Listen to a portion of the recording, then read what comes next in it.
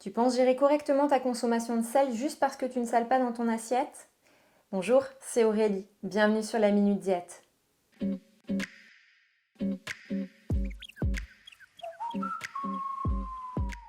Le sel ou chlorure de sodium est un minéral essentiel au maintien de l'équilibre hydrique de notre corps. Il assure le fonctionnement de notre système nerveux et musculaire. Il est relativement rare de nos jours de faire des carences en sel et c'est même plutôt l'inverse.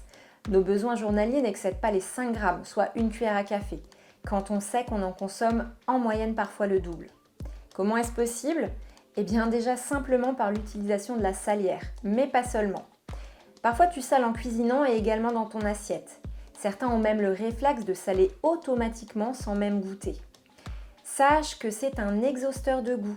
Il va ouvrir et même augmenter l'appétit. Ce n'est pas pour rien que nos versions apéritives sont plutôt salées.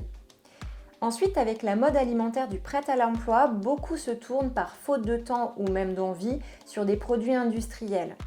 Ils contiennent tous du sel puisque c'est aussi un conservateur.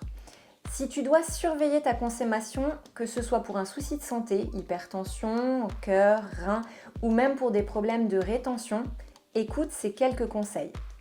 Commence déjà par faire un choix. On sale en cuisinant ou dans l'assiette, mais pas les deux.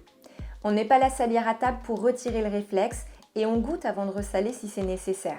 Tu verras, tu vas redécouvrir le goût de certains aliments qui étaient masqués par le sel. Pense aussi à utiliser les épices et aromates pour assaisonner. Ensuite, le fait maison te permet évidemment de gérer ta consommation. Alors si tu te tournes vers l'industriel, repère les aliments les plus salés. Produits de salaison, charcuterie, produits sous vide type jambon, les condiments comme les cornichons, la moutarde, les plats cuisinés, les briques de soupe ou lyophilisées et bien sûr le fromage sont riches en sel. Sans oublier le pain qui contient presque 2 grammes de sel par baguette. En limitant ces aliments, on réduit considérablement sa consommation. En ce qui concerne la rétention, l'hydratation aura aussi son importance, mais ça c'est un autre sujet. Retrouve-moi bientôt pour en savoir toujours un peu plus et pour devenir toi-même ton meilleur repère. Et pour ça, suis le mouvement.